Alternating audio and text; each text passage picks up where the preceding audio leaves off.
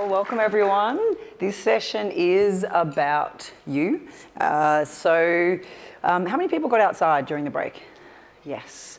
And do you feel better after doing that? Yes. Because we're going to talk about a bit today, what are some of the small, regular practices you can put in place to make sure you're looking after yourself for the work that you do. We know that burnout is particularly prevalent in healthcare workers and what we call the giving professions, where we're giving of our energy.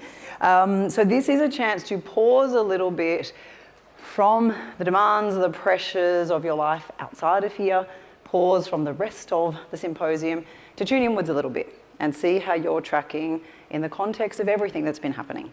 It's obviously been a pretty chilled few years. Nothing big to report on. It's been a big time of things in the last few years. Obviously, globally, professionally, and personally, I'm sure there's been a multitude of different factors that have been showing up to impact all of us in different ways. I know certainly with the pandemic, there's been a lot of talk that we're all in the same boat, which I don't quite agree with. I think we've all been in the same storm, and we've all been in a very different boat within that storm, with different factors, different demands, different pressures to have to deal with, all of which will have impacted us in different ways. So we're going to explore this a little bit and look at, as I said, both this idea and concept of burnout. Elizabeth was talking about this morning, this is an entirely new kind of diagnosis area, or its whole own category, separate to anxiety, separate to depression. And I think really important to be aware of in yourself personally, and of course the people that you work with. But very importantly, I think often when we're in these giving professions, every bit of information we get, we think about, how can I use this for my clients? How can I use it for other people? Today I want you, that part of the brain maybe pop over there, because I know you all know a huge amount of stuff, but we want to look at how do you apply any of this to yourself to either prevent burnout or to repair and recover if you've been moving into that space. I am going to do this a little bit interactive, so we are going to have some practical things that we're going to implement, so I encourage you to take part in those as we do them. If you've got any burning questions, we'll have a Q&A at the end, but if you can't hold it, just pop your hand up. We'll just try and address it at the time. Just to get settled, and we're going to do a bit more of this, but a really big part of managing our well-being is managing the transitional spaces between what we've just done and what we're about to do. And when we want to process our emotions or our responses or reset, these conscious transitional moments are incredibly important to help manage the load that we take on. And because you've all had lunch, and I know blood, oxygen, digestive, everything in your body is actually going into your tummy right now, we're going to do a short transitional exercise to get present here before we jump into head-based stuff. So I just want you to lie down on the ground and we're going to nap for the next 30 minutes. So, yes, best part of the day. And I'd like really good ratings afterwards if that's okay. All I'm going to ask you to do is going to do a little centering activity just to kind of get present, get grounded and notice where you're at. So I'd invite you maybe to pop pens down. If you're halfway through the cake, just slowly pop that down. And just take a moment to get really comfortable in your chair. You don't have to do this, but if you want to, just give this a go. Popping your feet on the floor and just notice the hips resting comfortably in the chair. And if you can, just gently imagine elongating your spine and your head right up towards the sky, towards the ceiling. And if it's comfortable for you in this environment, just gently closing the eyes, or if that's not okay, just lower your gaze to a point down in front of you. I'm just going to ask you to bring your mental attention and awareness firstly to any sounds you can hear in the environment around you. You might notice a sound, acknowledge it, and then move to another sound. And then drop that and move to another sound. And then bring that awareness of sound right into the physical body to notice the sounds of your body.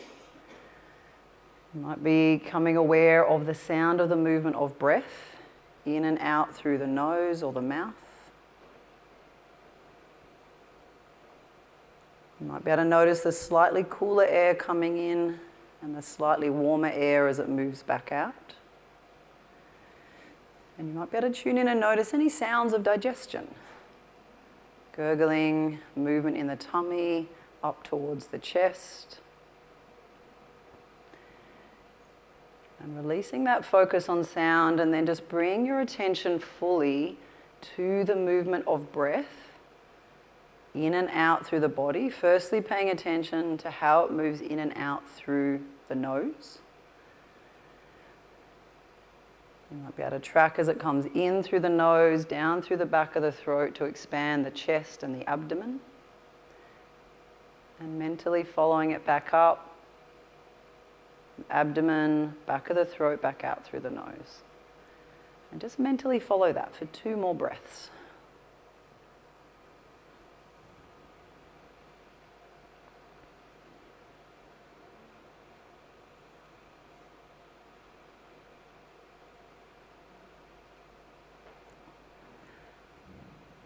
And then releasing that focus on the movement of breath. Just bringing your attention towards the center of the abdomen. And I'm just going to ask you to gently take 2 slightly deeper breaths. You bring a little more air in and a little more air out.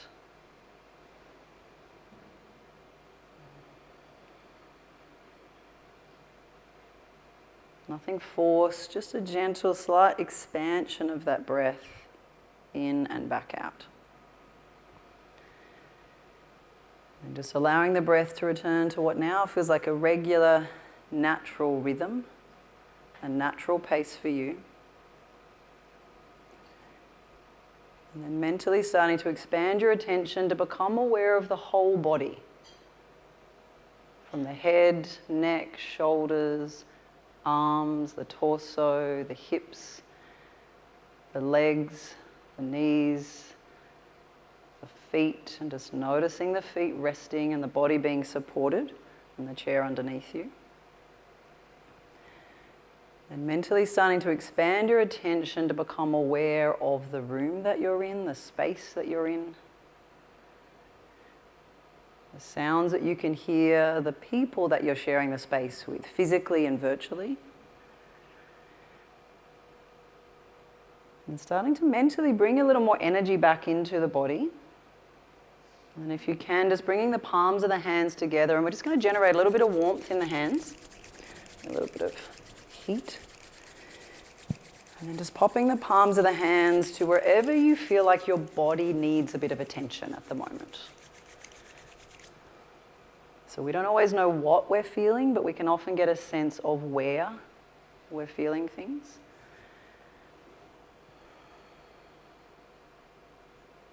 And bring a bit of warmth back into the hands, and this time to get your brain and your eyes and your system warmed up, to open the eyes again, we're going to pop the palms of the hands completely over the eye sockets. It gives the brain and the eyes a complete rest from all the stimulation, all the external things that we've got going on. And then when you feel ready, just starting to blink the eyes into the back, into the hands, into the palms of the hands, blinking them, getting them used to the light. And when you feel ready, just taking the biggest stretch you can into your body. Full stretch. Maybe give things a bit of a shake, a bit of energy. And now you should be ready for a sleep. And just notice how that feels. Any observations quickly of what that feels like? Calmer, relaxed, slower heartbeat.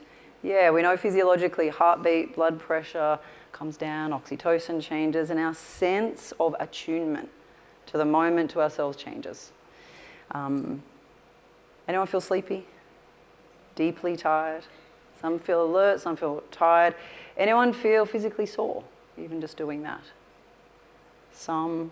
So all we did for a very brief moment is a short transition to acknowledge where we've been, get present and grounded in your body, and take the mind away for a moment from the past and the future to notice where you're actually at. Sometimes when we tune in, we feel great and alert and relaxed. Sometimes we tune and we notice, I feel deeply tired. Or we slow down and all the stuff we haven't had time to deal with is present. It's not always comfortable to notice that, but if we don't notice it, it's very hard to implement a plan to look after it. But that's an example of a short transitional activity that I would often do between clients, or certainly in the morning and the evening, to help transition and manage load throughout the day. Do you feel ready to take on a bit more information now? or we could just keep doing that. I'm sure Craig will do a little bit more around mindfulness tomorrow, but mindfulness and transition. So, as I mentioned, hopefully got a bit of room for head-based stuff, but this really is a chance to pause a little bit, to reflect inwards and notice where you're at. I should say I often spend 6 to 8 hours at a time talking about burnout and self-care, so I'm going to try and get some key things in the next hour. I think very importantly, recognizing as health practitioners or as humans, why we need to pause and reflect. And one of the reasons for that is that we understand a little bit more now in the psychological field that we process our emotional responses to events that show up in our lives. And we have little periods of quiet time, little periods of silence or relative silence where we can reflect, process, and contextualize and let go of what's happened so that we can then reset to get ready for the next thing.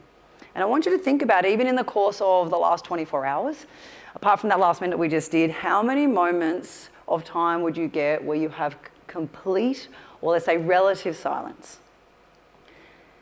And by that I mean no news, no podcast, no email, no child, no partner, no manager, no colleague, no clients, no TikTok, Instagram, Facebook, no Netflix, no online shopping, no Amazon Prime. Does it happen very often? Unless we're very conscious about putting that in place, it's rare amongst all the bombardment that we get time to slow down and to unpack things. And just because we don't have time to pause and to tune inwards doesn't mean all the stuff disappears. All the stuff that builds everything in the world, everything that we interact with triggers these series of emotional responses. If we don't have time to process, even in the course of one day, the mental things that have happened or the emotional demands and the events that have shown up, and we still need time to process it. When does our system really love to process unprocessed emotions or thoughts? When is it most likely to show up? When we're asleep. So usually a couple of things happen. It's either really difficult when we're getting to sleep, or of course the most common time, 2 or 3 or 4 in the morning.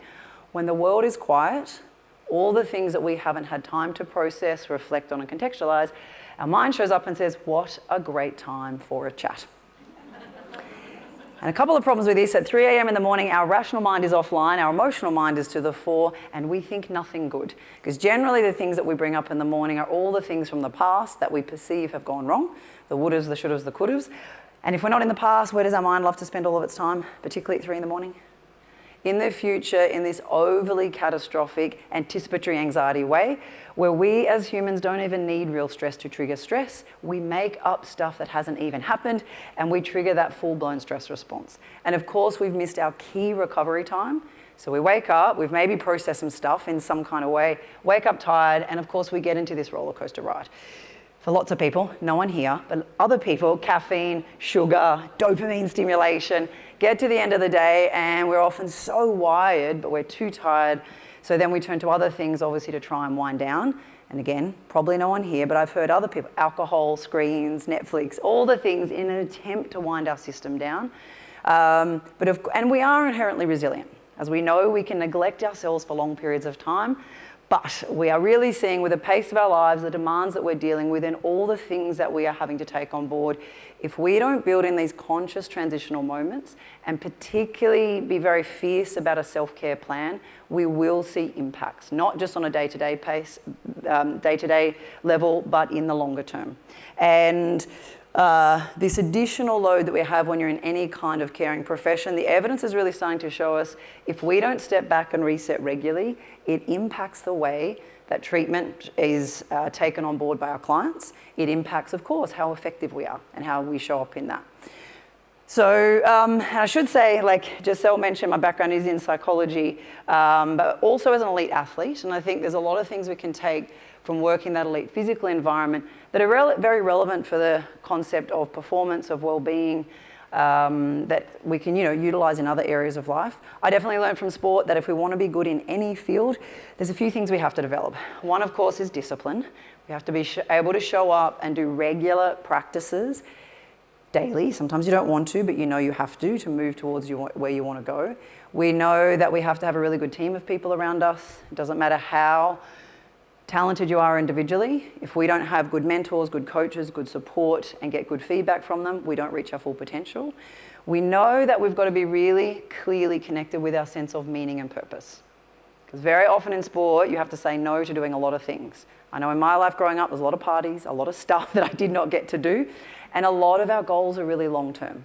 12 months down the track, 4 years down the track, sometimes 8 or 12 years down the track. And if you're not really connected with a sense of meaning and value of why you're showing up every day, it can get really hard to put those daily behaviors in place. But I think the thing we focus on a lot in sport that we certainly don't do so well in other areas of our life, definitely lots of the people I work with in the corporate world, but I think all of us, we get, in sport, we pay a lot of attention to managing our recovery strategies. And we know if we under-recover, we see declines in performance really rapidly. And so of course, we pay a lot of attention to sleeping. We measure everything, sleep, hydration, nutrition, but really importantly, mental worry and mental stress. We have to manage very carefully the expectations we put on ourselves and the expectations we interpret from other people. And as I said, when we under-recover or we don't manage that well, we see these declines in performance.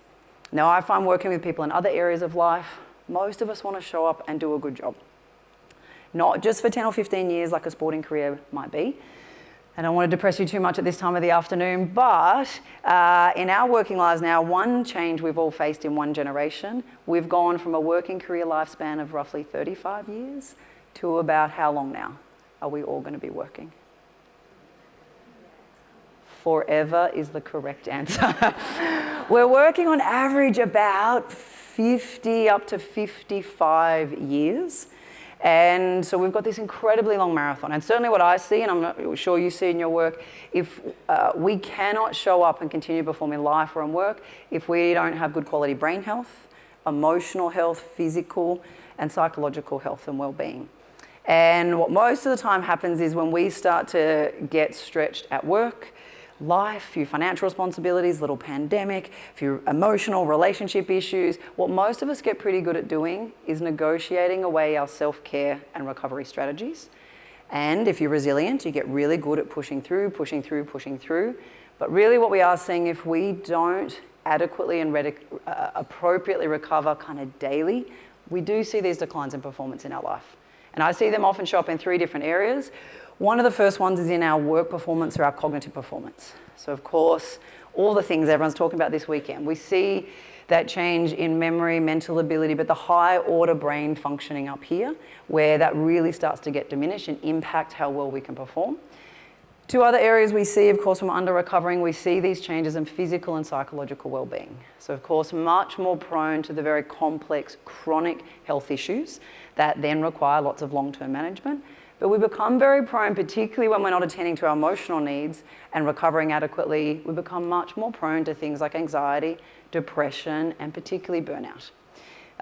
And the third area, and I'm sure you've all noticed this, particularly if you had any time working from home, I don't know if anyone had that in their world, but when we have long, difficult days, we get home, and those people that we apparently love, we don't always show up as our best selves when we are tired and exhausted. And in fact, we can start to look a lot like very tired 2-year-olds when we are stretched and compressed.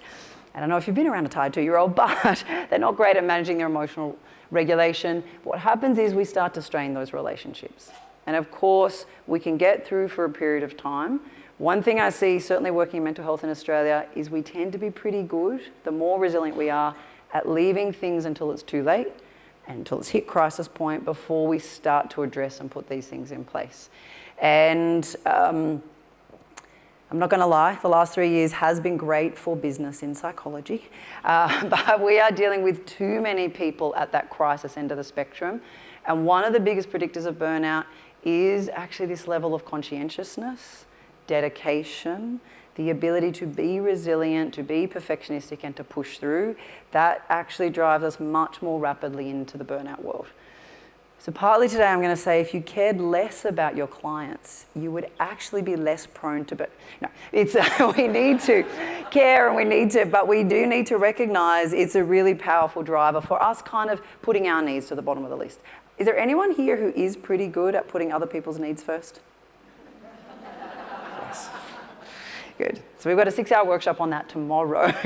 And it is a thing, you know, people are like, when I don't feel guilty, then I'll pay attention to my needs. When I feel deserving enough. And the reality is that's probably not going to happen. So we have to actually prioritize it and get this really fierce commitment to it. Something I want to touch on in terms of some of the strategies around recovery from burnout or prevention of burnout, and this world of trauma research, which I think is really relevant for the world that we live in now, and particularly this field of what's called post-traumatic growth. And we really understand in trauma practice and the trauma research that, of course, there's a multitude of emotional, physical, mental, psychological impacts that happen when we experience trauma throughout the lifespan. I think what's happened in the psychological world in recent years is we are more aware of what some of the tools, skills, and strategies are at a practical level that help us heal and help us rebound from those circumstances. And there's been a lot of global trauma. You know, before we even get into our own personal lives, there's a lot that we've been absorbing. And what I've certainly been seeing is our brains and our systems have been in this perpetual state of fear. We've had some pretty key fears the last few years. We've had, one, the fear and threat of a virus, talked about constantly, 2 years and 7 months non-stop. And of course, virus and, you know, bacterial infections is largely what's wiped humans out at different points in history. So we've had this invisible threat bouncing around that has had us in hyper alert. We've had the really deep fear and threat of social disconnection. And being separate to the group, no matter how introverted you are, separateness from other humans ramps up the fear pathways. Puts our, you know, amygdala and our whole limbic system on high alert, and it pushes us into that state of fight, flight, freeze, into our sympathetic nervous system. We've had the fear of low energy levels, which for our brain and our system is a really significant warning sign. You know, we've got all the stuff to deal with before we've even dealt with our own day, all the trauma and the fear. When our energy level is low, it means we have to compromise functioning in some way, and that's a significant threat for our brain. The other threat we've had, and the other fear driver, is a threat of uncertainty. For quite, you know, these last few years, we at least in Australia had the illusion of certainty before kind of, you know, it's 2019, but now we've had constant transition, constant uncertainty, constant change in our work and our lives more broadly, and our brain doesn't particularly like constant uncertainty and change. All of that, as I said, is before you've even turned your computer on and got into your own day. We're already kind of ramping that up. What the trauma research is really highlighting is that the response of emotional stress, constant transition, trauma, and accumulated trauma, it shows up in our physical body. And kind of 80% of the game of recovering from chronic stress and trauma means we have to get into body-based practices and re-regulate our nervous system. And not just for clients, but for ourselves. We need to, the kind of 3-step pathway to have any chance of getting back to connecting with the higher order parts of our brain, we have to regularly, systematically unhook our system from that sympathetic fight, flight, freeze kind of nervous system and retrain it back into that rest and digest, pause, pleasure system. And so depending on where you are on the scale of kind of stress, cumulative stress, we recognize that we've got to be able to put in regularly retraining programs to reset and re-regulate our own nervous systems. What the really nice evidence around this shows, if you are wanting to improve anyone else in your life's well-being, the ability to step back and re-regulate your own nervous system improves other people's well-being on average by about 42%. Very specific, but about 40%.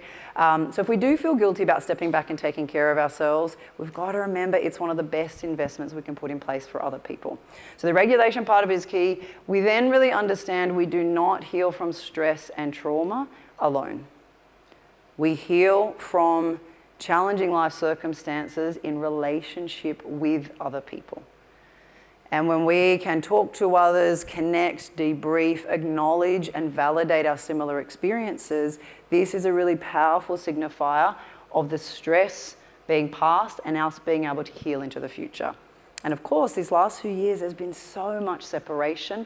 It's sustained a lot of trauma and stress in our systems for many of us. Once we've done those two things, we then might have a little bit of capacity to coming back into the higher order functioning parts of the brain, which is ultimately what we need to be able to navigate and deal with life. We can't control the stresses that show up, and I definitely don't want to say that stress is a bad thing for us. We are designed to deal with stress, but there's lots of stuff that shows up that we don't always want in our life. We are, however, forced into being able to, we need to be able to respond to it. If we want to respond to it effectively, we want to have access to the parts of our brain and our system that can most healthily help us adapt and respond in the wisest way possible. Very hard to do if we're stuck back in our survival brain. Does everyone feel like they've seen someone in reptile brain, reactive brain, stuck there in the last few years? And if you don't know what reptile brain looks like, just think back not that long ago to where we were actually hitting people in supermarkets for toilet paper. Like, I only did it once, but you know, it wasn't my best moment. When we are cumulatively chronically stressed, every facet of our being changes, but we really go back into that survival-based functioning. It is very normal, it's very understandable, it's not helpful to stay stuck there long term. And I think for lots of the population, people are really stuck in that space. We're going to touch back on emotions a little bit at the end, but I really want to say there's a multitude of things we can look at when we're talking about psychological well-being and burnout, but the one that often gets missed and we're almost pathologically avoidant about talking about in our, and there's a few extra slides I've added in which we will distribute to everyone, so if you're like, where is this? The thing that we've become very avoidant of tuning into, and in fact we sometimes think makes us an irrational person, is talking about emotions. And I think the recognition from the trauma research shows that emotions are embedded in deep cellular networks in our body. When we experience raw emotion, it shows up physically. And you all know this. Where do we feel anxiety? Here, where else? Here, here. So we've got this gut, chest, heart, brain axis. Where else do we feel anxiety? We're wired for anxiety. Yeah, here, yeah, it's often here, here. And dentists also loving current stress levels because our jaws we're holding in here. Everyone show me, what do we look like when we're depressed and down, and disengaged and demotivated? Yeah, we do this. We express this in our system, in our body. If we regulate emotions up in the higher order parts of the brain, but we experience and take on this load emotionally in the physical body. And I'm going to say at the outset, if you are in the kind of work that you're doing where it is mentally demanding, but it's also emotionally demanding, if you're going to process the emotional load out of your system, you must have a movement management plan. I'm not going to call that exercise, but I am going to say, if you are in this work, there has to be a regular completion of the emotional cycle or the distress cycle. The thing that tells our system that the stress is over largely is physical movement. And like Elizabeth was saying this morning, some people get very upset when we talk about exercise, so movement is the key, and regular short bursts of movements throughout the day. It's not enough to say, you know what, on Saturday I'm going to run a marathon, which is never going to happen, but or in 6 months I'm going to do it. Particularly when you're working with clients, short movement breaks in the day are really key to reset that load, so you're not carrying that huge load down at the end of the day. But emotions, they show up in our body, they show up in every system of our body. They are chemical responses, and I think what we see in a lot of people now in multitude of different roles, but particularly ones where we're dealing with people, you're not just dealing with your emotions, you're dealing with the emotions of everybody else that you see in the day, not to mention your family, but those clients that come into our system, and they have a really high ability to get stuck, and we've got to have regular tools to process them or unstick them. Making sense for people? Yes? Okay. Get very nervous when people are quiet, so I'm just checking in. And we'll come back to this at the end, but the three things that I really do want us to be aware of, there's a multitude of things, obviously, that we can have in our self-care toolkit to repair and recover from burnout. But the three at the top, I think, are some of the key things that are easy to focus on and absolutely necessary for self-care. Movement, mindfulness, and micro breaks. And I'm guessing all of you could do with the rest of the year off, just to recover from the last few years. And the reality is, if we can't get these big, long chunks of time off, what we need are short, sharp, rhythmical breaks in our day our week, in our month, that help us dispel and discharge stress out of the system.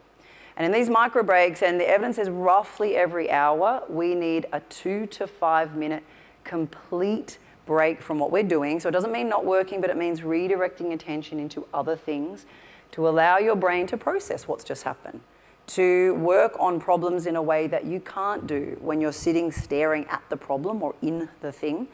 In these breaks, we can take care of a lot of our needs. We can pop outside for a few minutes. We can go to the bathroom. We can get hydration. We can let our mind daydream and wander to process things more complexly for us. We can play with our puppy dogs. We can put on a load of washing. We can do things that really powerfully reboot our system so we can then come back and re-engage and concentrate again. So it doesn't always have to be huge things. And I think when we're feeling really tired, we feel like we need these massive breaks. The evidence says these short, sharp, regular breaks are far more important for us to really effectively reset. Come back to these. And the stress pattern, and I know you all work with the mechanisms of all of this, but again, I think all of us can be really good at applying this to other people and not always good at applying it to ourselves. And I think really recognizing with stress, of course we're wired for stress, but we are wired for short bursts of stress. When we can engage, when we've got the skills to deal with all the demands in life, and then we have appropriately switch off mechanisms, we can feel engaged, we feel motivated, we feel optimistic, and we can deal with the demands of life.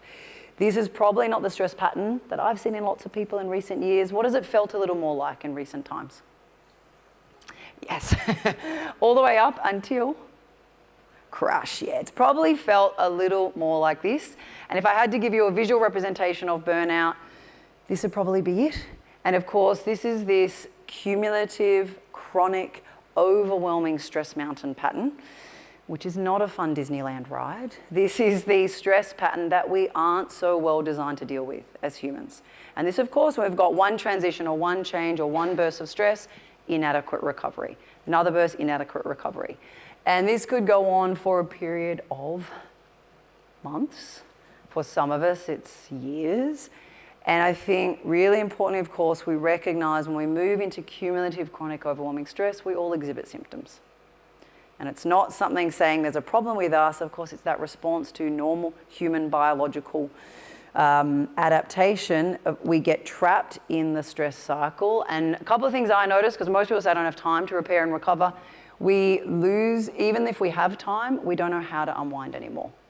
So we're super stressed, we look for crisis, we look for more stuff to keep getting the adrenaline pumping, to keep getting through, so we reset our set point. So even when there is time, we don't know how to wind down. Sometimes we're so tired that even when we do have time as well, we don't know how to adequately get it out of the system. So we look for the Netflix and all the other things, and I'm definitely not saying that's all bad. And I'm very open to new shows that anyone wants to recommend, but we have to biologically reset the system. There has to be this very conscious process and often of retraining. If you've been doing this for 20 years, if you've been doing it for 5 years or a month, we will need to retrain our system. And these tools, like I said, movement, breath work, really powerful, a little mindful breath check-in we just did at the start, we've got to retrain the system to wind down. But I think recognizing mentally the way we see the world changes when we're moving into this. If there's something you can remember from today, try and remember this. Do not believe everything you think. Especially when we're stressed or anxious or overwhelmed, because when we're stressed and anxious and overwhelmed, we no longer perceive the world as it is. We filter it according to some very particular thinking traps. And we start to, and I notice I recognize this in myself before Christmas at the end of last year, because I was definitely moving into that burnout range. We start to over-catastrophize every normal problem that shows up. We over-personalize, but we only over-personalize the negative stuff. Someone doesn't write back to us quickly enough, and we're like, what did I do? The relationship's over. Or we misinterpret cues from other people, and we think, what did I do to cause that in them? And then we catastrophize as well. We overgeneralize, but we tend to overgeneralize the negative. One bad thing happens in a day, and 10 good things in our mind shoots in on the negative. Today was bad, the week's probably bad. In fact, everything's bad, and we overgeneralize that. The other big thing that happens psychologically is we become what we call psychologically rigid. We lose the capacity for flexible adaptation and flexible problem solving to events that show up in life. And even worse, we expect the world to perform according to our beliefs about it. People should be kind and reasonable and drive well on the roads and be self-aware human beings, which I would love, but that's not reality. And when we get rigid, we get very frustrated by the way the world shows up. And often instead of adapting, we can kind of move into almost breaking. We, of course, we really, like I said, become a lot like very tired 2-year-olds. Has anyone actually been around tired 2-year-olds? How good, what happens to them? What was that? Tantrums. They lose regulation ability. They're hungry and they will not eat anything you give them. They're tired and they won't sleep, and their emotions spurt out everywhere. We are exactly the same, but as adults, we cause way more damage because we influence more people in our environment. I'm going to ask you, we are going to pause for a moment. I'm going to ask you, just with the person next to you, can you just name what are some of the ways your system changes when you're moving into cumulative overwhelm? Mentally, thinking traps-wise, emotionally, physically, you know what I know, gut-related symptoms. Do you sleep more, sleep less? Relationship-wise, do you withdraw and shut down, or do you want to over-engage? All these different areas of our functioning change. Problem is, if we don't know it, we are often the last ones to pick it up. And so we have to be really aware, how do I change in response to the stressors, and what's going to tell you, yeah, I'm a little crazy at the moment. What do I need to do to reset from that? So just take a minute. Can you just share with the person at least 3 things that show up for you when you're in this cumulative kind of state of overwhelm? Take a moment. Was everyone able to identify some way that you change in response to cumulative stress? Yeah. And what did it feel like to share it with other people? Good. Yeah. Does it normalize a little bit? You also act like a crazy person when you are stressed.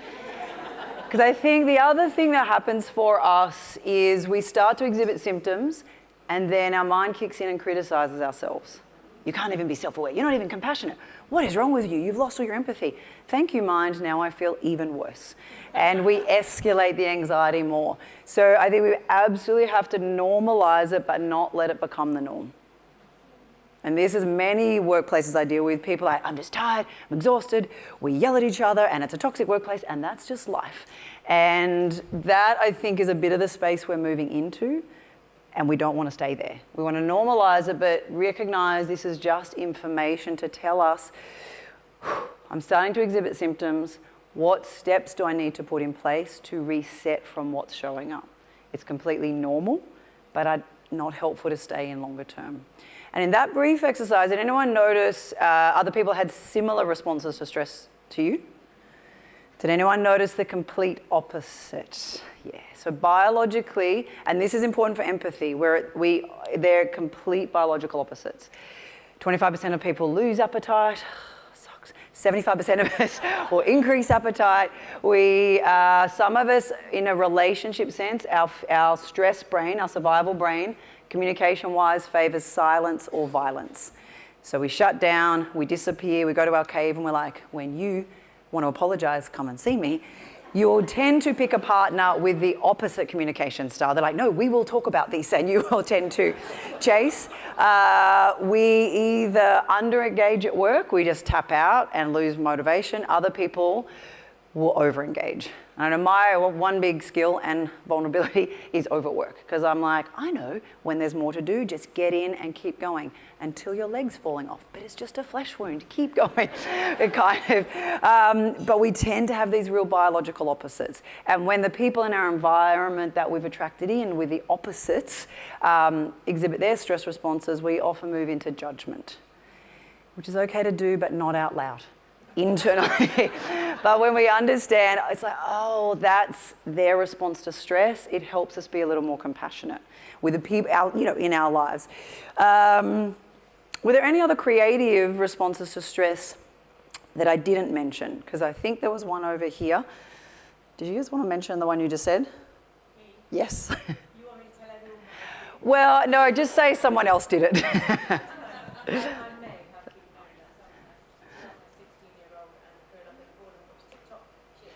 Yeah. So you're saying over here, and this is a very important one, that when things are overwhelming, you check out and go into TikTok or Facebook or Netflix or all the avoidance-based strategies. Again, it's not always bad, but one of the big responses now to stress for many of us is to avoid our inner emotional experience at all costs. The problem with this is emotions do not disappear. When we don't have time or the skills, or it's too hard and it's too much to deal with, and we go, you know what, I'm going to bury that in the backyard. Ooh, TikTok is very exciting. Just like a 2-year-old or 5-year-old whose needs don't get met, it will start to escalate. And it escalates. And the more we ignore it, the more we carry that around. So we're like, ooh, I've got 2 tons of emotional baggage. How much do you have? These emotions that build up do take up space physically, and they do take up energy within us. But this response, and one of the key skills actually for resilience and psychological well-being, it gets down to your ability to sit with difficult emotional experiences with compassion and be able to show up in life.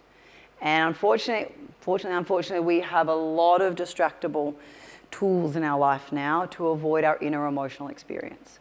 Drinking, smoking, gambling, TikTok, Instagram, Facebook, all the things may not be a problem in and of themselves, except for smoking and some drugs. But when we do them to avoid our inner emotional world, they do become a problem. And that's why this pausing for tolerable kind of breaks to tune in is a key part of successful transition and healing within us. So, conscious of the time, I'm now going to talk super fast. No, I think it is important that I do define for you, burnout. That was kind of partly the visual of burnout, that when it goes on too long and the symptoms really start to build up and accumulate and we hit that crisis point, we're moving closer into that burnout space. Technically, we do define burnout as that psychological syndrome emerging, particularly in the work-related space, from a prolonged response to chronic interpersonal stressors. So it's not just work-related factors, it's interpersonal stressors, and it's very, the people who are most prone to it in a work-related sense are people who work with other people. And we often call it human giving syndrome. 3 dimensions, and important to kind of check in as I go through these. It can feel like this sense of an overwhelming emotional depletion and an overwhelming exhaustion at an emotional level. And that's the key kind of element of it. And like I say, this feels like this fatigue of carrying too much for too long. And of course, we've all got our own stuff, and then we've got the stuff we're taking on board externally. Decreased sense of accomplishment. And I know, I think the day that lockdown happened, maybe March 23, March 23rd, I think, 2020, I was meant to be on a plane overseas. It was to America, so very glad I did not get on that plane, even though they were trying to force us onto it. But I think I worked nearly every single day until kind of just before Christmas last year because of the world and psychology. Getting closer to that point of kind of getting towards Christmas, still had loads of clients, loads of things on. But I noticed when I woke up in the morning, my normal sense of optimism wasn't there. I noticed that I was having a lot of personalizing, catastrophic, overwhelming, negative thinking, things showing up. But I felt also really ineffective with my clients. I'm like, why would anyone come and see me? I'm the worst psychologist in the world. It's like, if I do one more Zoom workshop, I am going to throw this laptop out the window. And particularly I started feeling judgmental, that I wasn't feeling the same level of empathy for the people that I worked with. And I knew I cared, but I was like, I feel a little bit numb to what's showing up. And I was like, being aware of the symptoms, it's like, I got to call it. I have to make a decision, not kind of stay stuck in this idea of I've got to stay here and keep helping people. I need to have a break. Went away, renovated a house, super relaxing. But it was something different. In January, came back and I felt very different. Same problems walking in the door, same things, but my way of showing up felt very different. And I think knowing these warning signs are really key, that sense of lack of accomplishment, effectiveness, this kind of unconquerable sense of defeat or helplessness is another way it's described, where we start to lose a sense of agency, autonomy, or effectiveness in what we're doing. And that, one of the key warning signs of burnout is a sense of feeling numb. It's not always feeling bad. And that's why Elizabeth was saying it's a bit different to depression. And a lot of people, certainly kind of in the long lockdowns that I worked with people in, they were not, it was like, they're not feeling good, they're not feeling bad, they're just meh. And particularly losing a sense of optimism and hopefulness for the future. And we know as humans, optimism is what gets us through our darkest kind of periods. The sense that we will get through it and it'll be over, or a sense of something better in the future. And I think as things have gone on and we keep thinking it'll change, and then and hopefully, I don't know, hopefully we've kind of got through most of the pandemic stuff, but that when we lose that optimism, we are in a pretty tricky place, in a pretty dark place. But that sense of losing joy, we start to feel numb and we can no longer experience pleasure from things we used to experience that from. Hands up who's felt that, like, no, you don't have to do that. I think the other, maybe one to touch on is this sense of cynicism and maybe sarcasm, cynicism that shows up in the work that we do. I think we've touched on most of those. The one that has said, you touched on some of the warning signs of stress, really being aware of your thinking changes, I think is really key to realize. It's the way we're interpreting the world that starts to perpetuate this cycle. But the loss of joy, the loss of motivation, loss of pleasure, and the loss of empathy, and the sense of when people come in with emotional stuff, I got no more space for it. They're really key warning signs for a sense of where you're at.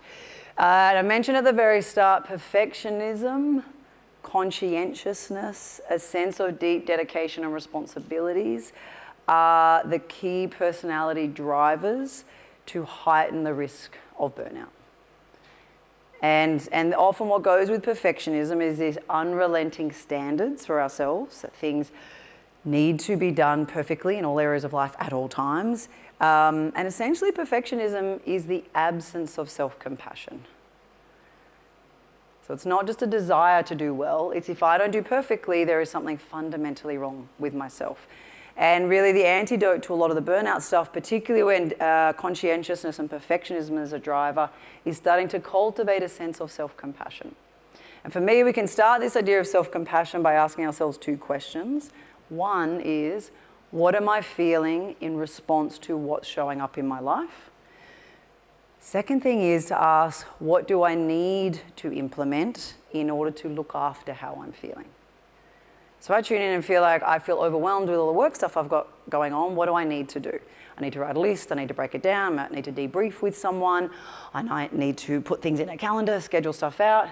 If, on the other hand, I tune in and go, actually, no, I'm feeling lonely and deeply despairing, clearly I need gin and chocolate. I might need to reach out and to connect with some people and to look for some real reciprocity with kind of people who are close. So emotions give us real data to understand where we're at, and when we bring in this hint of what we need, not what we want, because I know when I'm tired and exhausted, what I want is all the wine and Netflix and chocolate.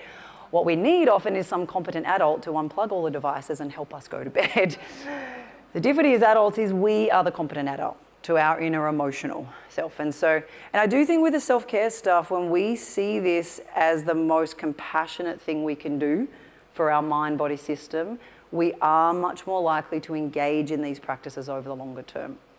If we view it through, here's another thing I've got to add to my to-do list, it actually doesn't always recharge us, and we're unlikely to continue wanting to do that longer term. Yeah? Everyone going okay with this stuff? Yes, okay. Because I've just got 3 more hours to put in the next 12 minutes. So I will say I was going to get you to do, well, you can do this in your head very briefly. All of our functioning, brain functioning, emotional functioning, everything is tied to our energy levels.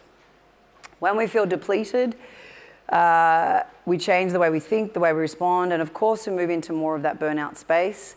The whole point of micro breaks, of holidays, of different tasks in the day or in the week are to reboot our energy.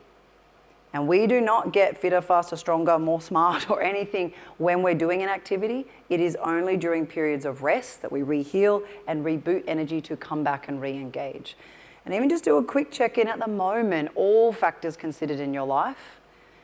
Just going to think about where would your energy levels be sitting at this moment in time.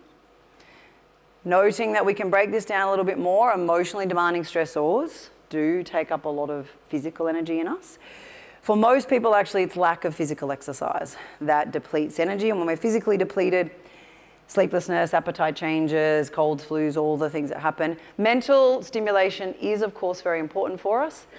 Splitting our mental attention to multiple different areas at once is one of the most rapid ways to overwhelm your brain and to deplete energy, which is, of course, our world today, constant distraction. And this is why the practice of mindful awareness or brain training to be in the moment is one of the most powerful tools to reboot energy. And it's a brain training tool, it's an emotional awareness skill, but it's also an energy rebooter to be able to reset. The spiritual one, and whatever, this means different things to different people, but when we feel spiritually depleted, it's often when we've lost that sense of meaning and purpose and a disconnect. And the way we might reboot that, kind of stepping back to work out what is most important to us in our life. And often for me, it's either we need to deeply connect with our inner self, or we need to more deeply connect with a broader humanity, broader community around us to realign us with our sense of meaning and purpose. And a brief check-in, how many people feel like they've been in the red zone sometime in the last 12 months? Yeah. In the red zone right now? Yeah. And again, it's important information, and this is the compassion part of it. That's data. So it's just a good few months of the year to go. What do we need to do to reboot energy fairly quickly? You're not going to go from 12% to 100% overnight, but we need to be able to put some steps in place and be able to name that. How many people remember the last time they were in the green zone? Get out. No. So, and I think asking ourselves what helps us be in the green zone, and it's, and that's what true resilience is at a biological level, getting back to a state of well-being after going through intense stress periods. And if we can't remember the last time, that's imported data as well. What's going to help us reboot to refuel that? Okay, I do have a reflection activity I want us to do, which I think is really important, to look at how do we actually start processing our emotions. I don't know if that makes sense to people, but tuning into our emotional world to help us recover from it. This idea of the third space is a concept that's been around for a while in psychology, and it really recognizes, like I was saying at the start, that we process our emotional responses to events that show up in our world when we have moments to pause and properly reflect on what's happened. Even more important, the psychological skill of being able to name your inner world and put a label to your emotion. It's a key skill for helping us to heal from the past and transition into the future. In Australia, how many words do you think Australian adults can use to name their inner landscape? 5. It's huge on emotional awareness. It's actually 3. It's pretty scary. I mean, it's like happy, sad, or now busy, which I'm just going to say that's not a feeling. That's not a feeling. And we often also use very non-specific terms like fine, uncomfortable, frustrated. Yeah, okay, we've got 4. So our brain does not like uncertainty in the outer landscape. It doesn't like uncertainty in the inner world. And if we've been going through really tumultuous times, feeling all the feelings, but we can't name them, it really ramps up uncertainty and fear in our inner environment. If we can name what we're feeling, it's not always comfortable, but it helps us then move into compassion. What do I need to do to look after what I'm feeling? And not being seen emotionally by another person can be really damaging, but not being seen by ourselves really sustains that fear in our system. So I'm going to ask you we're going to do a little bit of reflection. We'll probably have like a couple of minutes for it. These 3 elements of the third space. The first is the active reflection, not just a rumination that our mind does in a negative way, but true reflection. What's really been going on? We then have this element of rest, which is often where we invoke grounding and mindfulness strategies. Then what's coming up next? How do I need to show up for what I'm about to move into? We are going to do a brief reflection on the last 25 years of your life. No, the last few years. I'm going to show you some pictures, not to re-traumatize everyone, but lots of us have so much in our systems just from the last 3 years, and we really probably haven't had a chance just to tune in and go, no wonder I feel at minus 120 on the energy scale, this and this and this and this happened. So, and I will give you in a moment just a chance to kind of reflect for you, what are some of the challenges that have shown up for you in recent times? Australia and globally, I think we need to recognise there's been quite a lot. And I know talking to some of you last night and today, all the talk has been about the pandemic, but of course lots of us were already pretty burnt out and exhausted kind of by the end of 2019. This was Australia 2019. Most of the country was on fire. We then had, I know in Canberra, where I'm from, this was the start, smoke haze for more than 3 months, the worst air quality on the planet. Then we had, that was the 1st of January, no, this was the 20th. 20th of January, we had the worst hailstorms we've seen in some time, and then the entire eastern seaboard was flooding. And we're like, you know what, it's been a bad end to 2019, bad start to 20, it's okay. We've got Anzac Day, we've got Easter, we're totally gonna recover. And then of course, COVID hit, and we've just had a multitude of change and events to deal with. We had that. I got a new cat who deleted most of my work every day during working from home. We, of course, had lockdowns. We had all the reactivity. And in hindsight, it's kind of funny. We think about there was so much fear in people's systems, every level. We had this. Wearing pants today was quite difficult, I'm just going to say. But we've got this new, and of course the parenting from home, partnering from home, eating from home, working from home, doing all the things, blurring all together. Then we've had vaccines, we've had testing, we've had back to work, back to home, more kind of global disasters. I think most of us thought by the end of last year, we're through it, it's going to be okay. And of course, more COVID outbreaks. The worst events of the last 3 years. I mean, Shane Warne, come on.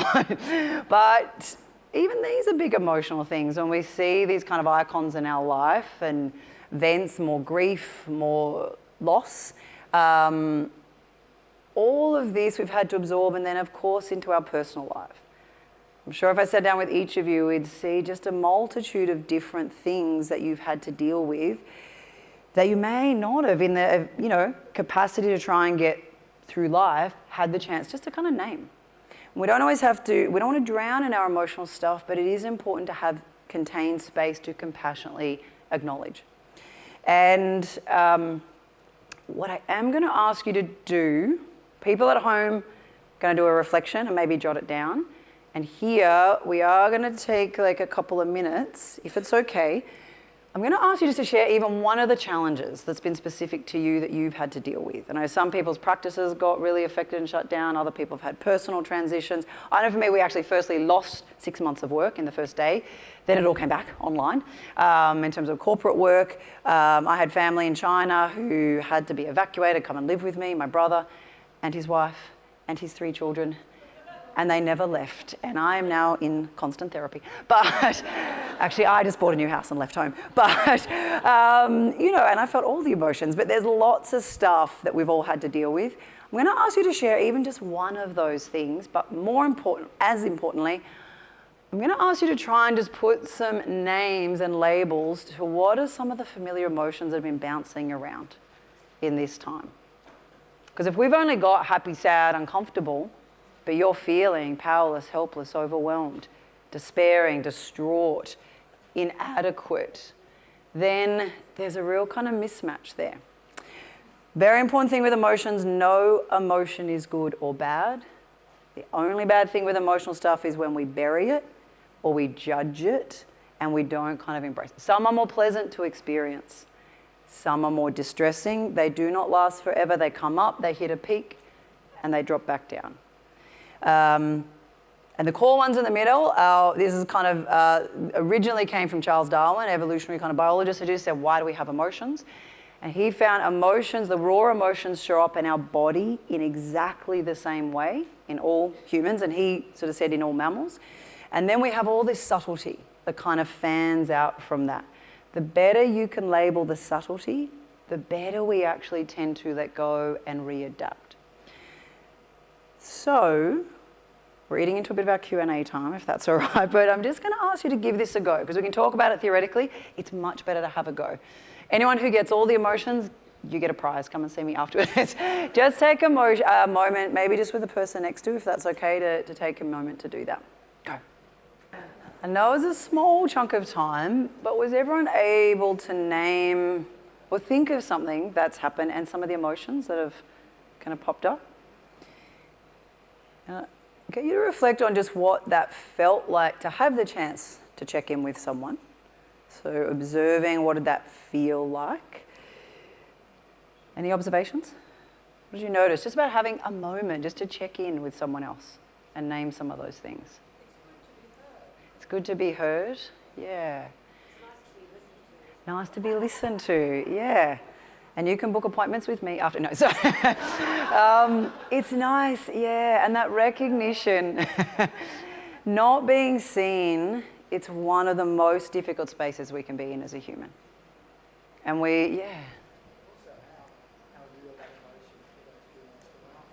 how real the emotions still are. Yeah, thank you. Yeah.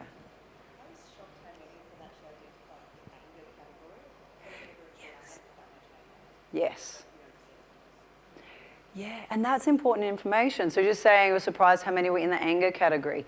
And so a few things there to observe, even that was like 4 minutes. Even being able to be witnessed, heard, we heal in relationship with other people. I'm sure there was a bit of vulnerability in sharing that with others, but also normalizing. Did anyone else go, oh, thank God, you were miserable too? It wasn't just me. And weirdly, that sense of we've been through some, maybe not the same circumstances, but similar emotions there. And like we're saying here, surprise what shows up.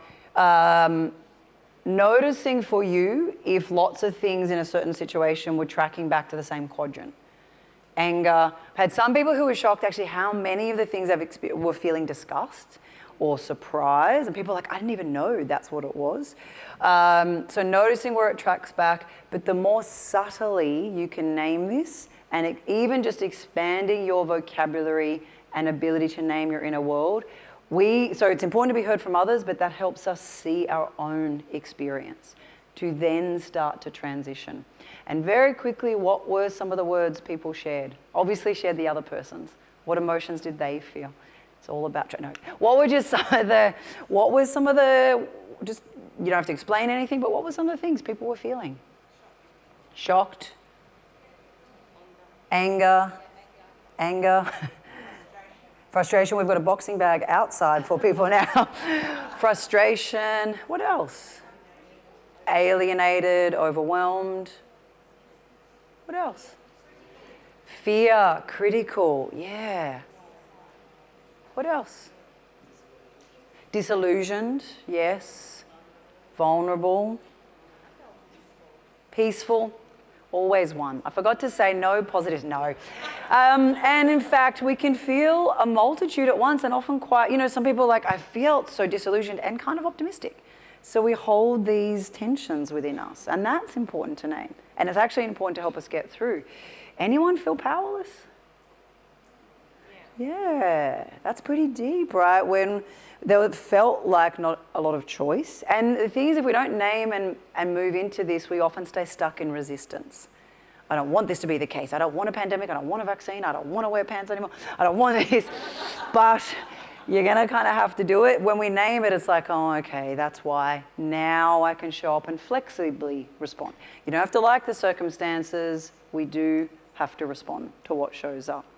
And I'd really encourage you, even having the wheel at home and being able to name it, notice it. And before Giselle kicks me off the stage, I am going to say around recovery, we then need to create a routine way of regularly coming back into this, because these emotions are in the body. When we name it, we start to release it. But when there's a lot of fear, powerlessness, helplessness, overwhelm, disillusion, anger, of course, we need a way to name it and process that, but we've got to find a way to actually notice it showing up in our system. And for most of the world, we spend our space disconnected from the neck down. We are literally dissociated from the neck down. We're like, oh, what's my body for? To hold up a screen in front of my face. And really interestingly, on the postural stuff, you all do this when we get depressed, on average, pre-COVID data was telling us people in Australia were spending 14 hours a day on screens sitting like this. If not only when we feel emotions does it change our posture, when we sit in certain postures, we bring on these emotions. Like how you're all like, yes, I always sit like this. We, you know, and of course, this whole other realm, if we are on screens 14 to 16 hours a day, there's a bunch of stuff we're not doing, and most of that is we're not attending to our needs. Nature, connection with others, real life kind of connection. We're not getting time to deeply switch off and rest, and we don't get time to tune in or nourish ourselves or daydream. And something, you know, my own self-care plan, I really encourage you out of today to think about what is your non-negotiable list, your non-negotiable plan for self-care that helps you then show up and do the things you need to do. I had to learn the hard way. I kind of trained 20 years of my life to get to the Olympics. Before the Olympics, and there were a lot of warning signs, but I ended up completely kind of paralyzed with a fractured spine in hospital. And I'd had Ross River fever and Epstein-Barr virus and cytomegalovirus and all the warning signs leading up to it. And for me, my non-negotiables really are non-negotiables. I have a lot of chronic kind of conditions I have to manage, and I've managed to kind of repair them, but if I don't do my non-negotiables, I get sick really quickly. And I don't advise getting chronic illness or chronic pain or injuries in order to put them in place. I think in a caring profession, you have to be fiercely focused on what do you need to do to repair your system to make sure you can get up and do the important, meaningful things in your environment. We will have to finish, but I'm around for the rest of the conference. If anyone has questions, JCL, I don't know if you wanted to, what you wanted to do. Because I encourage you to, think about what can you implement out of today. I don't know how we're going for time. Shall I ring your bell for you? Yes, you do that.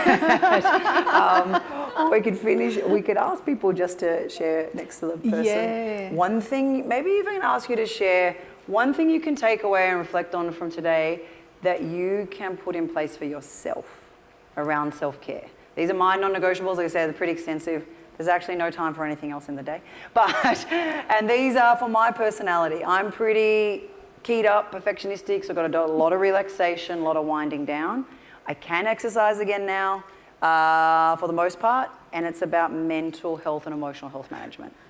Like it's a little bit for this, but mostly it's about repair and recovery and these small transitional spaces to kind of reset. Maybe to finish, I'll just ask you to tell the person next to you one thing you can take away for you from today. Does that sound okay? Okay. Yeah.